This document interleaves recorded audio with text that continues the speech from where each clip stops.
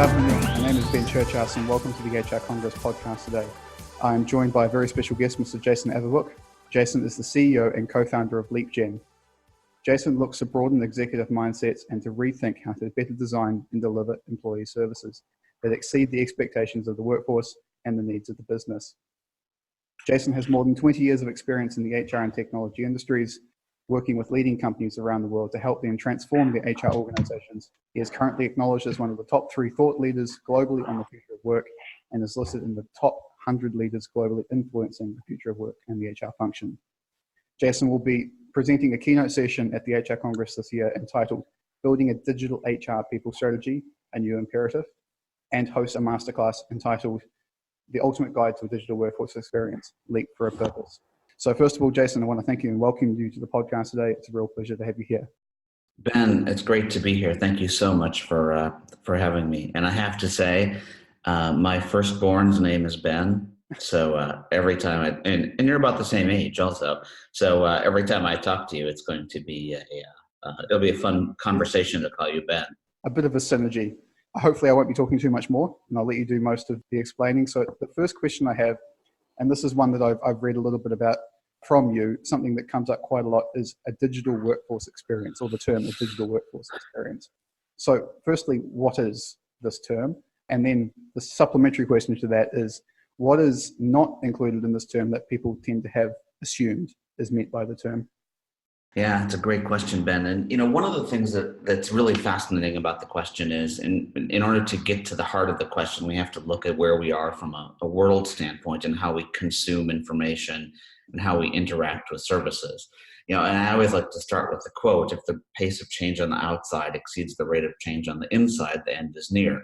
It's a Jack Welch quote. And when we think about that, one of the great questions to ask is, it's 2019 outside of the business. What year does it feel like inside your company?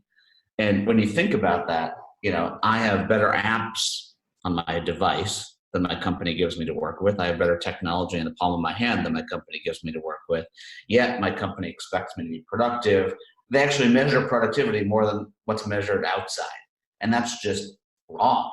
So when we think about the concept of digital experience, what we're trying to do, and if we break up the 3 words, digital workforce experience, digital is a combination of mindset, people, process, and technology. Okay, mindset, having a vision, people, understanding who the people are that are going to use these tools, not the old school HR people. Process, how do I remix my processes to make them addictive and not just drive adoption? And lastly, what's the technology that makes sense? So that's the digital part. The workforce part, the reason we don't say digital employee experience is because it's more than just the employees. It's the applicants, it's the alumni, it's the candidates, it's the vendors, it's our contractors, it's everyone. That's the workforce. That's how work gets done in an organization. And an experience standpoint, we live in an experience economy. I just happened to read a piece this morning on my way in to the office, driving. Don't tell anyone I was doing that. But once again, attention spans are low.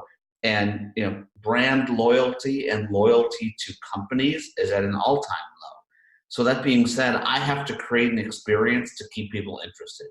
So digital, workforce, experience, those 3 things. Hopefully my definitions guided it. What falls outside of that is tied to your company.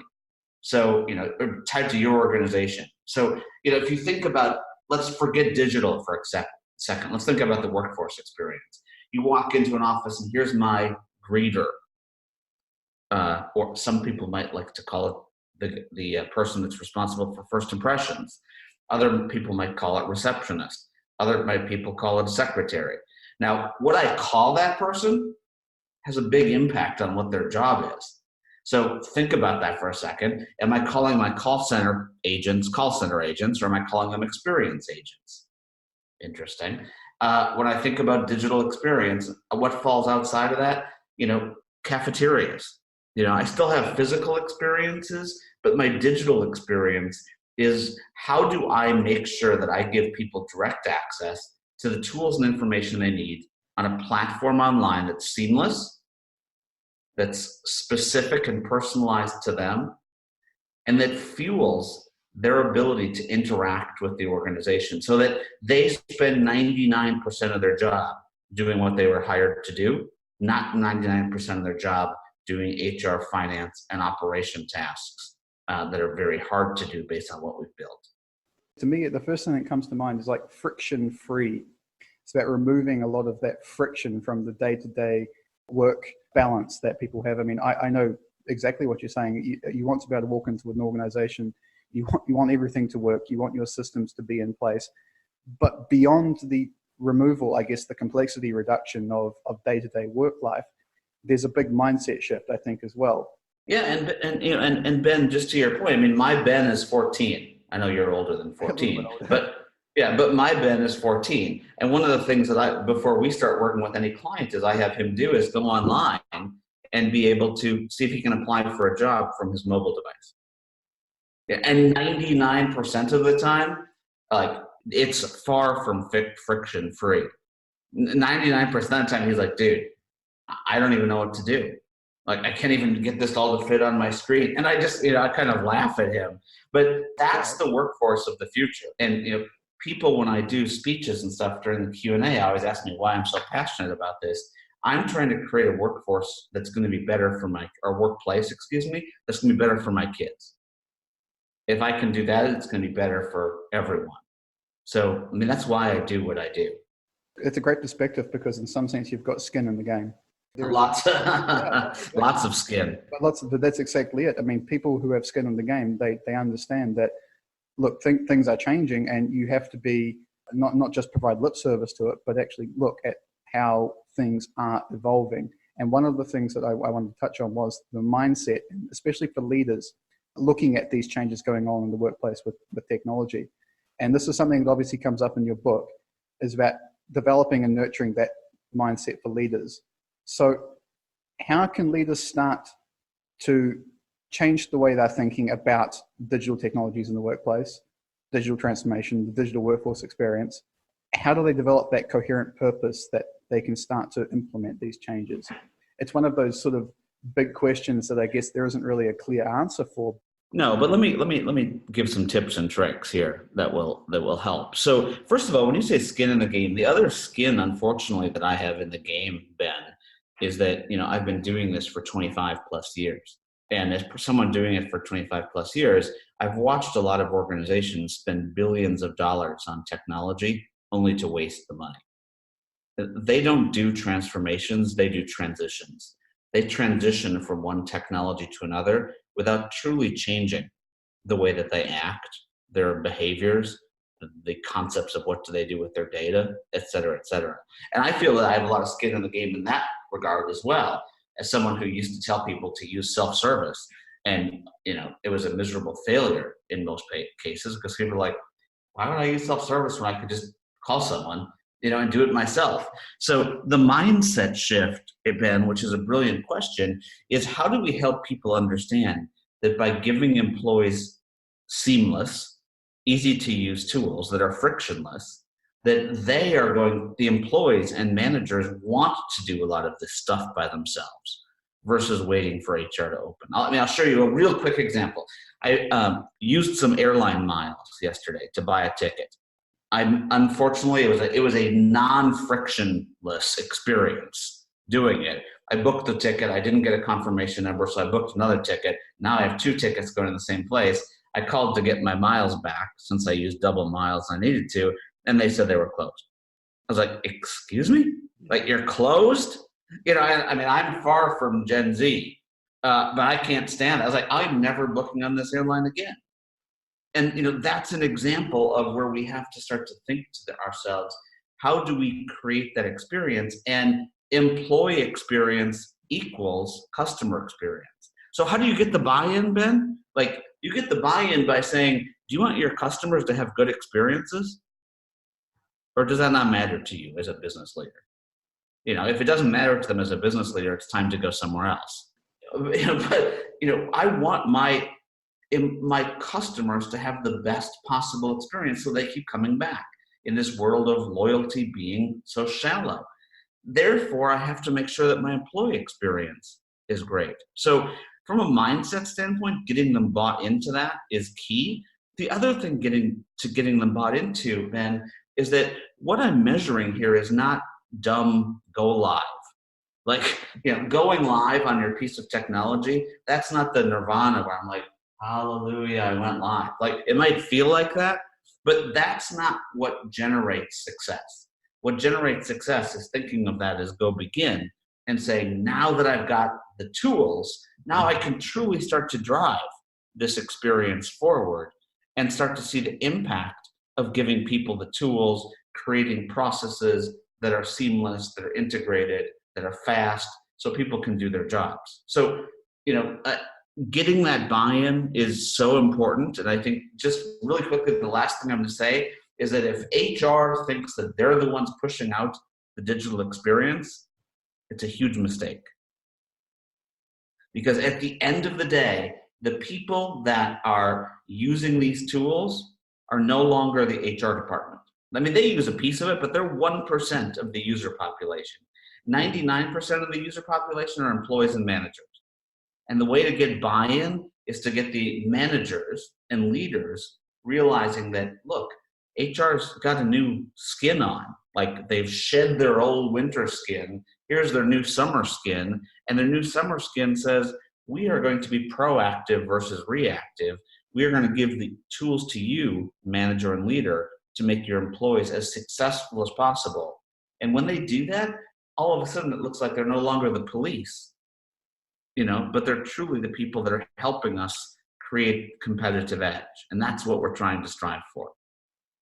As employee experience becomes something that divides organizations, it's quite easy for the public now to judge how a company operates. You have to look at social media, the Glassdoor effect, all of these things. How are the successful organizations of tomorrow going to differentiate themselves when it comes to employee experience? Ben, I'm just going to play with you for a second, but one of the things that we oftentimes do is we say, hey, look at the job site, applying for a job online.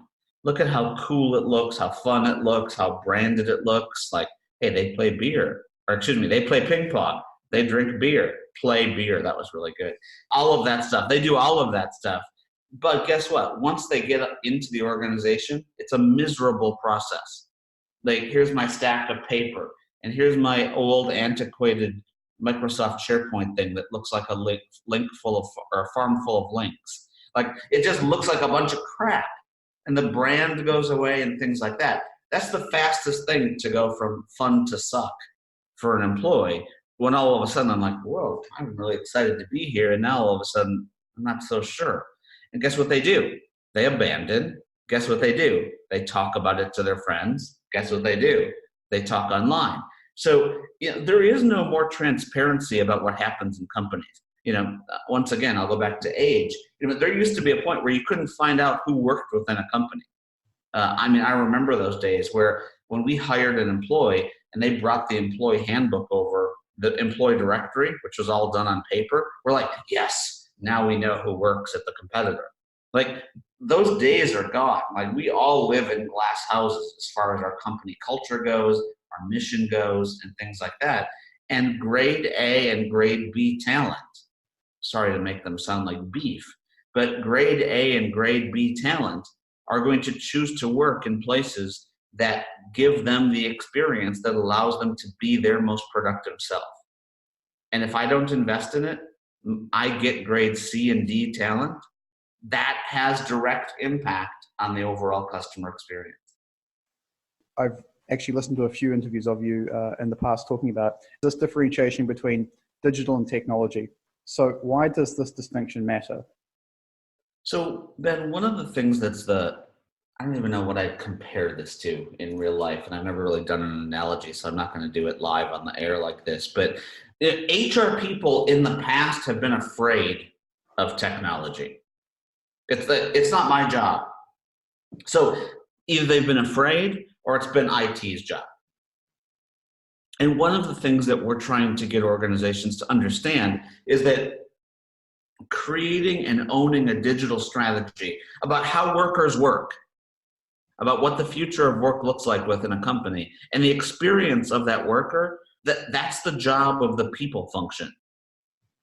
Okay? Now, what does IT do? IT can help support that by implementing the technology, making sure that it works, making sure that it's integrated, and things like that. But it's not IT's job to come up with what's the strategy for the people business.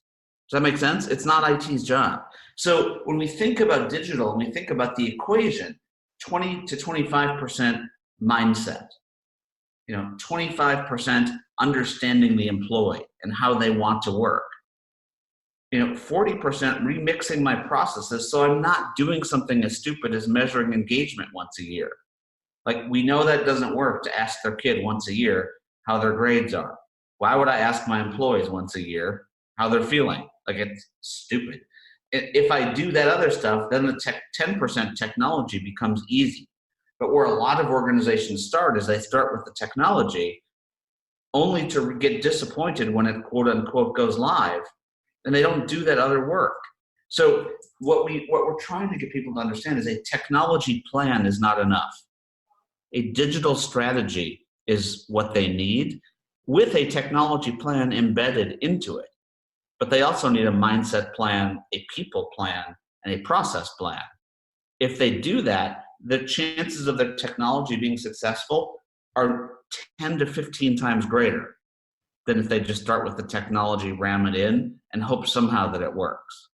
I mean, it would be as if, Ben, out of the blue, you called me on Zoom because we both had Zoom implemented. We didn't talk about what we were going to talk about. We didn't do any preparation. I couldn't see you, anything, didn't know why. And all of a sudden we hoped that somehow the technology would magically fill out our answers. It doesn't work, and it never will. That's the beauty of humans.